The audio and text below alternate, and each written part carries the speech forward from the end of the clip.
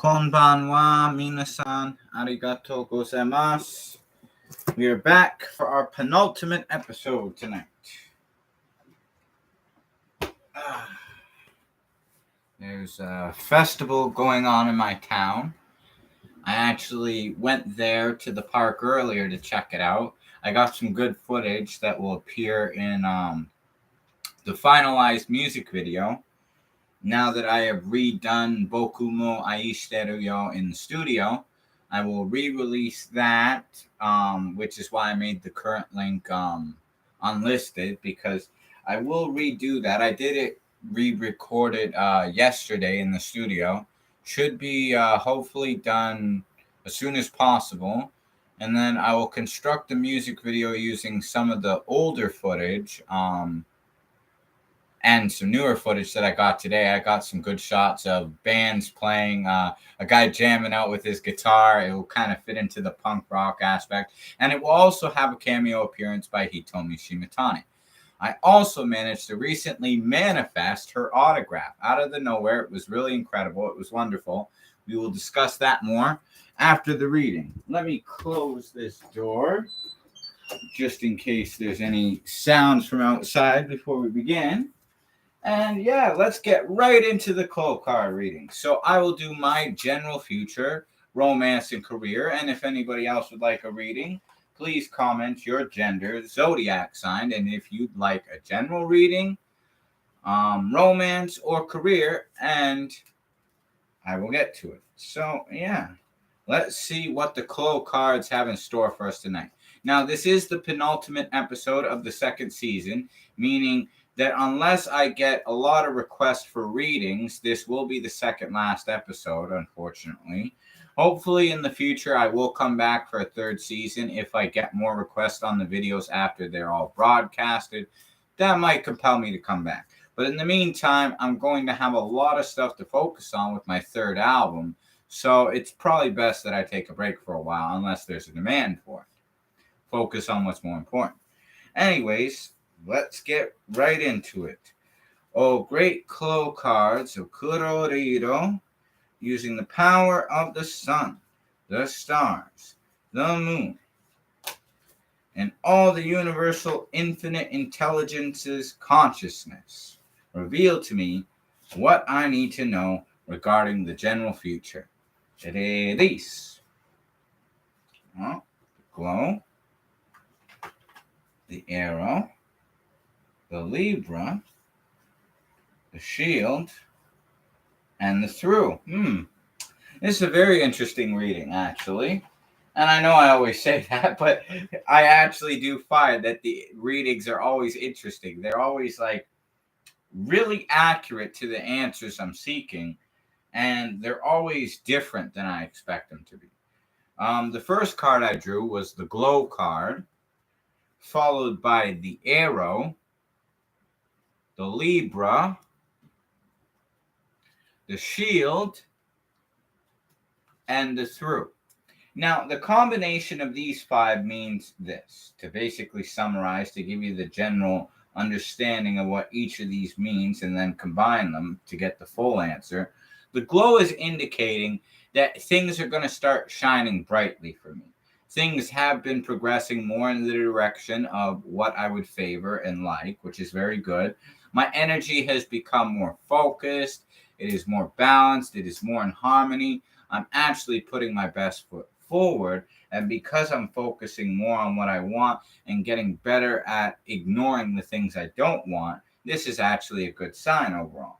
The Libra indicates that there's balance. Like, yes, continue to study, continue to work hard, but don't over push it. Try to find a way where you're constantly feeling good and happy and in a good vibrational state. The shield is basically saying that find what you love, and that will protect you in the more difficult times by focusing on what you love, which I could relate to the idea of quitting smoking. I focus on Hitomi and, wanting to live a long, nice, happy life with her. So it's motivation to stop. Also, I swore that if I actually bought any more smokes or I smoked again, I would feel so bad. I would have such a state of repentance. I'd probably have to chop off my pinky finger like the Yakuza do, just to, you know, show my true redemption of how bad I'd feel. So knowing that, that's even more motivation to stop. I was like, you know what? If I do it again, I'm going to have to chop off my pinky. Like, just so I learn, just so I punish myself enough to actually stop. Not really, perhaps, maybe. We'll leave that as a mystery to entertain the audience. But the final card is the through card, which is indicating that I'm going through a very transitional phase. Now, in the show, they use the through card to help them go through walls. However, if the wall was too thick, you would actually get stuck in it and couldn't fully go through it. Now, the purpose of it in fortune telling is to tell you that you're going through things, but don't try to go through too difficult of things for yourself all at once, because then you might get stuck in between a rock and a hard spot, as they say, right? So that's a very interesting reading in that sense. We are going to draw another 5 cards now and see what else the universal consciousness of infinite intelligence has in store for me. All right. Oh, great Kuro cards of Kurorido, reveal to me using the sun, the moon, the stars, and all the great cosmic energy aligned. Release. The sand, the create, the time, the dream, and the silent. So the way this is saying is, especially because it combines with the last card, the through card, the sand is saying this is kind of like a gray area. It's sort of like a muddy patch I'm going through. It's difficult for a lot of movement to be seen in obvious sort of evidence. The create is indicating things are being created, like me making a new song, manifestations, all that. So there's an embodiment of good energy. The time is indicating that everything must come at the right time. The dream is saying, look out for the signs, be guided by my intuition and what the dreams or visions lead me to feel. And the silent is saying to be still, quiet, and just trust that the universe actually knows what it's doing. So my answer came right away, which was very good in that sense. Next, we will get into romance. We'll do a romance reading.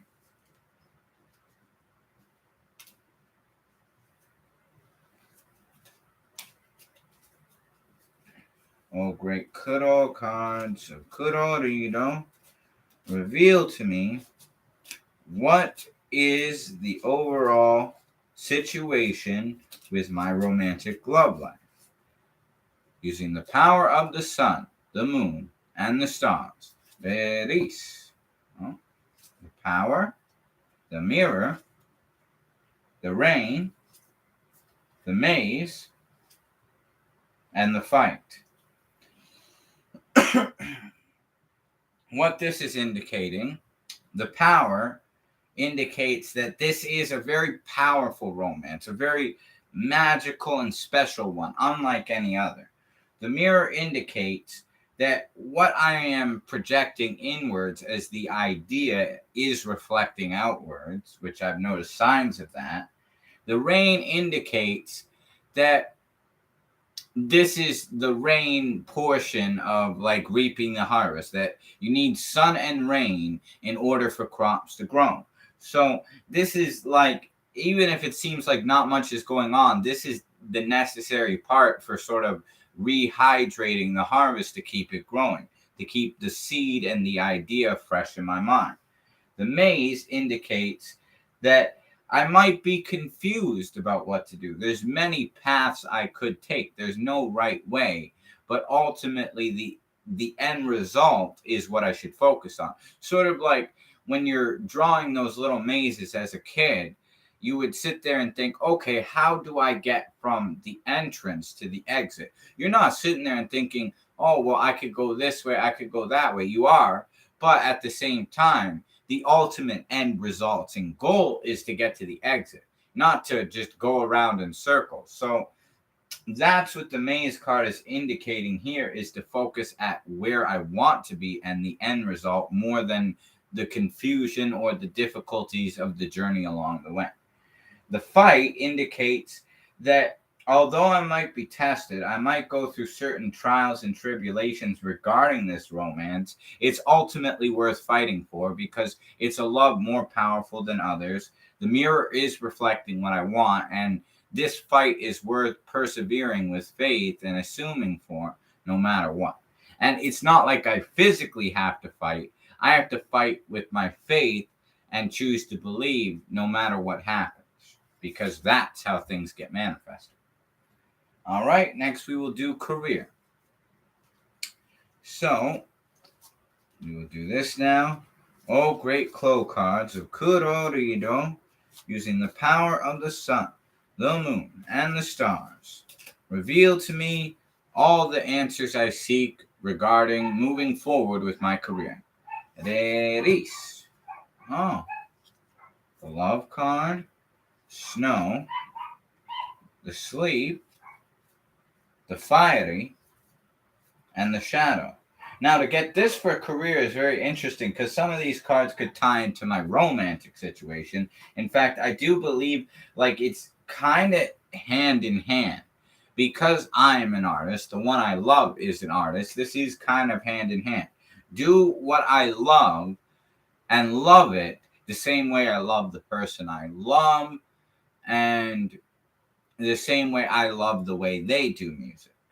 The snow is indicating that things might seem kind of cold. That like I've kind of reached a point where I'm like frozen. It's difficult to move through. It's a change of seasons. However, the sleep indicates like resting, being comforted when I go to sleep and not dwelling on the issues either. That in sleep, we create the difference in our world. The fiery indicates keep the passion burning, keep the fire within me that has these desires, the fire of hope, faith, courage, and, all the positive things about the goals and the manifesting ideas, like keep them burning brightly no matter what. The shadow indicates that beyond a shadow of a doubt, everything is actually working out in my favor, and that's why I've been led to certain things one right after the other, because it's all fitting in to the grand scheme of the universe's master plan. So yeah, this was a very enlightening reading. It was very encouraging, powerful, motivating. It definitely inspired me, and it revealed a lot of answers that I was seeking for myself. Now, if anybody does comment in the future and you would like to hear your fortune told, like I said, gender, zodiac, and just what type of fortune you would want told.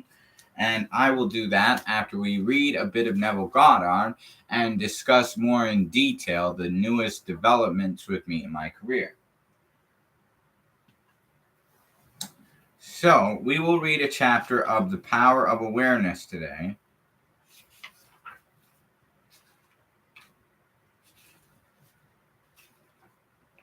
You know what? The fact that I flipped to this chapter, I feel like this is the chapter I should read. Like, it's not too long, but it's not even so much that. It's just, I don't know. I just kind of got like drawn to it. I was just kind of like, okay, I think the universe wants me to read this one. So, chapter 8 of The Power of Awareness, Renunciation. There is no coal of character so dead that it will not glow and flame if but slightly turned. Resist not evil. Whosoever shall smite thee on thy right cheek, turn to him the other also. There is a great difference between resisting evil and renouncing it. When you resist evil, you give it your attention. You continue to make it real. When you renounce evil, you take your attention from it and give your attention to what you want. Now is the time to control your imagination and give beauty for ashes, joy for mourning, praise for the spirit of heaviness, that they might be called trees of righteousness, the planting of the Lord, that he might be glorified. You give beauty for ashes when you concentrate your attention on things as you would like them to be, rather than on things how they are. You give joy for mourning when you maintain a joyous attitude regardless of unfavorable circumstances. You give praise for the spirit of heaviness when you maintain a confident attitude instead of succumbing to despondency. In this quotation, the Bible uses the word tree as a synonym for man.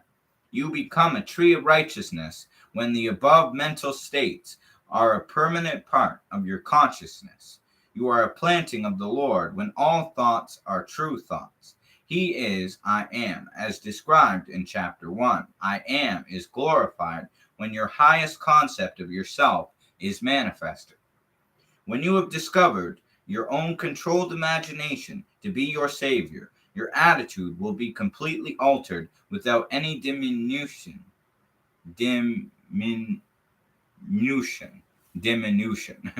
of religious feeling, and you will say of your controlled imagination, behold this vine, I founded a wild tree, whose wanton strength has swollen into irregular twigs, but I pruned the plant, and it grew temperate in its vain expense of useless leaves, and nodded, as you see, into these clean full clusters to repay the hand that wisely wounded it.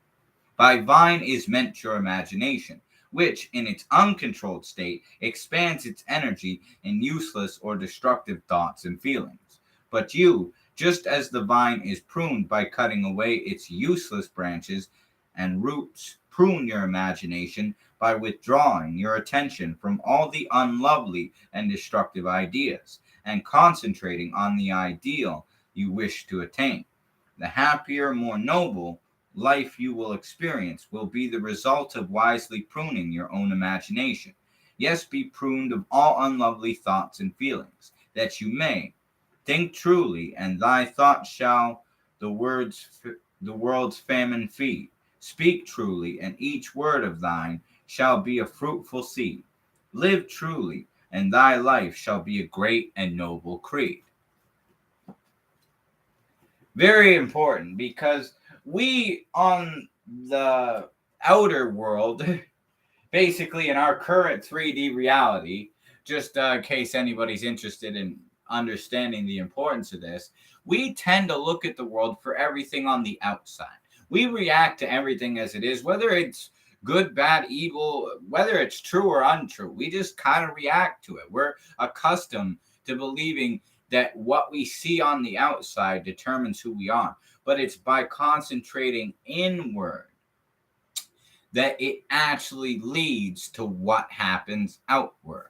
You notice when people start to work on themselves, like, oh, I need to love myself. Oh, I should work out, go for runs, eat healthy. They start focusing on taking care of themselves from inside too, looking at themselves better and sort of approaching life from making themselves more of a priority first. Do you notice how that's usually when the best things happen to people? It's because they're focusing on taking care of themselves. They're focusing their attention inward instead of outward. And that's when the best things happen. So I can vouch for this personally with my own life experiences.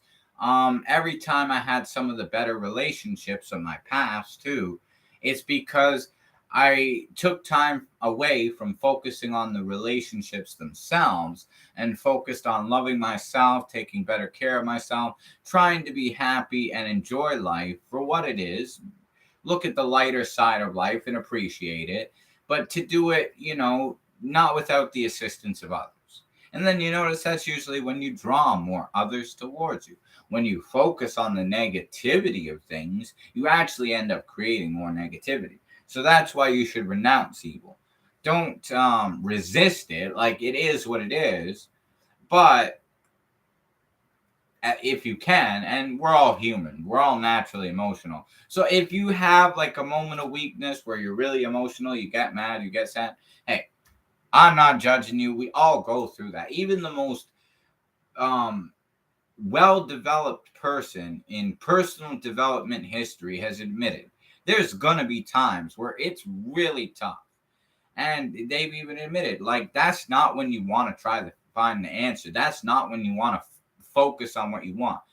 You let it go in a controlled environment, like sort of way. You basically get it out of your system. You let it sort of breathe through you. But once you're calm, once you kind of like released it to the extent you feel better, don't dwell on it any more than you have to, obviously, and then go back to the assumption of what you want and the things you desire then. And that's the best way to do it. So I hope that clarifies with everybody. And if there is no other readings, we will get into our discussion for the evening, which is the fact that I re-recorded Boku Mo AIshiteruyo, which translates to I Love You Too, a response to Hitomi Shimatani's Mystic World. And wonderful song. In fact, I wanted to do it justice. I knew that the producer that I worked with when I recorded Impulse would do a lot more justice to giving it that really rich, perfect like sound quality. Not that I haven't done good with that, but especially with this kind of a song, because I was singing all of it, I really wanted to leave it in the producer's hands so they could just polish it up and make it the best song it could be, especially because it's for Hitomi and I love Hitomi. So I would want the song overall to be the best it could be. Now, it's very exciting because the preview of it I did release. I will take footage of that along with some of the footage I gathered today when I went for a walk to the Gage Park Festival, and I will combine it to kind of make a newer, more crazy, awesome music video. I'll even use a little footage of Hitomi since it's about her. So she'll make a cameo in it, which is wonderful. And the great thing about that is, oddly enough, especially because we were talking about like my exes and I was thinking about when they came to me, when I was going there, I kind of felt a touch of melancholy at first, and then it turned into nostalgia. Like I didn't resist or fight the melancholy, but I thought, oh, the last time I went to that festival, it was with one of my exes, Ayane, a woman from Japan, and we had a really good time. We went on the Ferris wheel. The Ferris wheel. There was actually no Ferris wheel there this time. Oddly enough, I looked for it, couldn't find it, and I was like, "Oh, that's too bad." But like I said, I didn't resist the melancholy. I acknowledged it. It was what it was. But then I tried to look at it from the lighter and brighter side of things. Like instead of focusing on the negativity, I started to think to myself, you know what? I did have some good relationships. I mean, they might not have ended ideally the best way I would have wanted them to, but I'm grateful for the love that they gave me at the time and all the time, the quality time we spent together, because those really were my best relationships. And I honestly wish them the best, no matter how things turned out, no matter what they're doing now, what they think of me. I send them love, I forgive them, and I would just wish them the best because it was just nice, you know. And it's time I look back and I say, well, I had a piece of Japan come from Japan to me, and it was, you know, a very beautiful time if I look back on it. Might not have ended perfectly, the happy ending I would have desired, but now I have Hitomi to work for, so everything happens for a good reason, we'll assume, right? So, yeah, I tried not to fight it, just accept it. Obviously, it did make me a tad bit emotional because I did think about like the summers when, you know, they came to see me from Japan, and those are probably some of the happiest times of my life. But I can look back on it and be grateful that I even got to have those times, and I'm sure more times like that will come, right? So, yeah, very emotional. I actually teared up a bit just talking about this because it was very sort of sentimental to me, you could say. But yeah, no, back to what I was discussing about like the song too. I'm very proud of how it was sounding when I left the studio. Should actually be mixed and mastered hopefully within a week or so, the producer was saying. So when I get it back, I will add it to like the footage I had, add a little more footage and other things, sort of chop it up, mix it together, get it so it's all nicely edited, visually stimulating and cool and fresh, and fully release that. And that'll be for the A Point to Prove album. Now, Tone Jones, the producer who did Always by My Side, After Dark, It's an Adventure, and Dance at Dusk, he will actually also be producing, and he also did all of Nail Gun. Every song on Nail Gun was instrumentally produced by him. So he will be doing 10 of the songs on this album. The other two, Boku Mo AIshiteruyo and A Point to Prove, the self-titled track, that'll be my production, but it's going to be recorded in the studio with the same guy who mixed and mastered Impulse, and he's also the producer who made the beats for Impulse with Ayane, who I mentioned. He also did Cool Vibrations and Midnight Assassin, which were very cool original beats he did. In fact, we were talking about Hitomi, and I showed him Mystic World, and he agreed. It was a fly slamming track, and he doesn't speak a word of Japanese, but hearing me sing this whole song in Japanese, he even agreed by the end of the recording session. He was like, you know what? I feel like she's really going to love this song. Like, think about it like this. She's an artist. She's made many songs. People love when she makes songs. She's made a lot of songs that touched my heart. But I thought, well, you know what? For somebody that I've had dreams about before I knew who they were, somebody that saved my life in many of the most difficult, darkest periods of my life and lifted my spirits, they deserve a song just for them. And it's not because I want anything in return. It's a response to Mystic World because of what she sings. But it's because I love her and I just would want to do something for her, for everything she's done for me, not for anything in return. Out of honor, we'll say. And that brings us to the other point of our discussion, which is the autograph I manifested, which it's crazy because this was one of my list of goals of things to affirm for and manifest. And at first, just like all of these, I didn't really know how it was going to happen. I had no evidence to support it at first. I was just assuming, no, I have it. I have Hitomi Shimatani's autograph. I didn't have it, but I just believed I did, and it persisted in the assumption that no, I have it. And there was times where I could have gone it. It seemed like I could have gone it, and those opportunities didn't work out. But when I just was like, oh well, I'm sure I'll find another way to get it, that's when it came directly to me, and it just kind of happened like magic. And it was really incredible because it's an autographed vinyl of her song Maiden with Flaxen Hair. That's the English translation. If you look it up on Google, you'll see the original Japanese title, and you could check it out too on YouTube.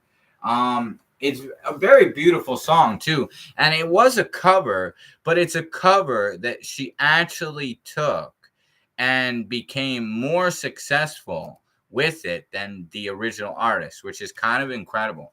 And that's one of her biggest songs in Japan. It's one of those songs that I'll put it this way, anybody from Japan that I've mentioned her name to, oddly enough, they always think of that song. They're like, oh, the singer who sings this song. Like any of my Japanese friends, right? I just want to get the title right. Okay, it's Ama Iro no Kami no Otome. That's how you'd say it in Japanese. Just in case anybody's unsure of what the actual title is in Japanese. Yeah, Amairo no Kami no Otome. It's a beautiful song too. So yeah, I have the autographed version of that getting FedEx to me from Japan as we speak. The person in Japan said it should come by tomorrow, but he probably was unaware that it's a holiday here in Canada, so it probably won't come till Tuesday. But it could very well. Who knows, right? I'm not even going to rule it out with the incredible mysticalness of my journey so far. But that's how I look at it. I look at it as everything has its own gestation period. Every seed has its own appointed hour, every vision, right? So I look at it like this, especially because I had no evidence to suggest that I had this when I just persisted in the assumption of having it. But I believed it. even though there was no evidence, my senses, reason would have denied it. There were many struggles along the way that said, how are you going to get that? And it was like, there were times, oh, I thought I could get it and I didn't. But then I still believed they're like, no, I got it. Doesn't matter. And sure enough, it led up to the fulfillment of the assumption by persisting with faith, despite the evidence of everything else around me and my circumstances, that I had it. So I look at it as, well, that's kind of proof that this really does work out. And if I have one of the goals, I have them all. They all just take their own gestation period, their own sort of reaping the harvest time, right? Every seed has a different sort of time. You look at nature, carrots take 80 days, a baby takes 9 months, a horse takes a year. So everything has its own natural interval of time. And it's funny because learning from a lot of these self-help coaches and teachers and these personal development experts, they often all talk about the 7 important primary universal laws. But there's one universal law that I think summarizes all of them combined. It's actually the law of nature, which the great Japanese singer Taika Onuki made a song called this. And oddly enough, I thought about this. I was like, that really is the law of laws. They say how important the law of cause and effect is, but really, you could look at the law of nature as being the most important law of all, that everything revolves around the law of nature because everything happens in its own natural way. Now, we could choose. It's like, look at it like this. When you have a garden or you have a field where you're planting crops, you could choose what you plant into that field. You could choose what kind of flowers or whatever you put into your garden. However, if you take care of it, you let the seeds grow, you give it water, you let the sun get to it. Eventually, no matter what you're putting into the garden, has to be reaped as a harvest, or the fields, right? So we have the choice of what we plant, but everything does have to happen in its own natural way. It all revolves around the law of nature. Everything coincides with the law of nature. Everything has to happen naturally. No matter what assumption, no matter what the idea of manifesting or law of attraction that you're trying to draw towards you, this is one thing I don't think people have actually stopped to really just focus on. And if you search within yourself, you could really get sort of in tune with the alignment of the universe to really see this, that you just kind of understand that no matter how big or small something is, you can achieve it, but it will happen in the most appropriate and convenient form available. That's the law of perpetual transmutation, which I discussed in another episode of this. But that in itself all falls under the law of nature, the law of cause and effect, gender, gestation, perpetual transmutation, relativity, rhythm, polarity, vibration. They all revolve around it. The 7 principles of Hermes, mentalism, all of these things, they all revolve around this one key thing.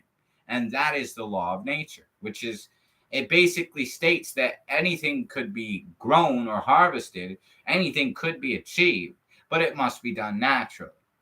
That is the law of the universe, the law of nature. Now, I will also discuss, before we conclude tonight's broadcast, that because I had said too that like one of my goals was becoming best friends with Chihara Minori. She's a voice actress and Japanese pop singer I'm really a big fan of. She always hearts my comments, so we've really become like closer in that sense. And I'm always watching her vlog videos. She's very cute, funny, charming, very wonderful friend, right? And oddly enough, I was watching one of her videos and the sound actually muted for some reason, like for the last 3 minutes of the video. But I didn't really think much of it at the time. But then I saw she posted about it on Twitter and she felt like so embarrassed and bad about it. Like she felt really ashamed and guilty that like it completely muted. And she's like, oh, I'm so sorry. And I felt bad. I'm like, well, if she's my friend, I wouldn't want her to feel bad about this. So I should just, as her best friend, as she's my best friend, I will say some words of just nice, kind, positive encouragement. Not because I want anything for it, but just, she's my best friend. I would want to cheer her up and not see her beat herself down so hard over it, right? So I said, oh, don't beat yourself up so much. Like, it was still really wonderful to see you going to all these locations, smiling, happy, having a good time, even if there was no audio. And she hearted that comment too. And oddly enough, when she made another video today where she was actually snacking on some Kentucky Fried Chicken over there in Japan, it was very funny. I kind of had this image in my head. I'm like, oh, she's going to like that. And I'm like, they eat healthy over there. They probably don't use as much grease or oil the way they do here in Canada or North America. I'm like, I bet you the chicken at KFC is actually better over there. And it's funny because, like, I was sitting there thinking that, and I was like, oh, I could imagine her, though, eat that KFC. She's going to be like, oh, Ishi. And she was, too. And I was like, oh, my God, I imagined that exactly like in my imagination. She did it. It was so funny. And then she was drinking this, like, Jim Beam cola, like cola mixed with Jim Beam in a can, like whiskey. I'm like, what? That's some crazy, like, beverage to get with food over there. I'm like, wow. Japan is just one step ahead of everywhere. Like, they got everything. It's wonderful. But yeah, the moral of that story was too, like, at the end of the video, she actually took a lot of the footage that had gotten muted mysteriously from the prior video, and she put it at the end of it with its audio, like, restored. So I got to see it anyway, and I think she didn't beat herself up, and she just figured, oh, well, that's what I'll do because I sent those words of positive encouragement. Now, that might not have been the case, but either way, like I said, I didn't do it to get anything in return. It's just, as my best friend, I wouldn't want to see her be upset about it. So I said those words as sort of positive encouragement to cheer her up. But anyways, that will conclude our broadcast for tonight. We will come back tomorrow for the final episode of the second season. And if people want your readings, please comment after this broadcast is discontinued for the evening and ends, or come on tomorrow and comment, because if you people want more readings even after the second season ends, it might compel me to come back and do a third season. I mean, if there's a demand for it, then I would want to honor my commitment and share people's fortunes if that's what they wish. But until next time, arigato gozaimasu minasan, oyasumi nasai, super kami gu Alucard, peace out, mata ne.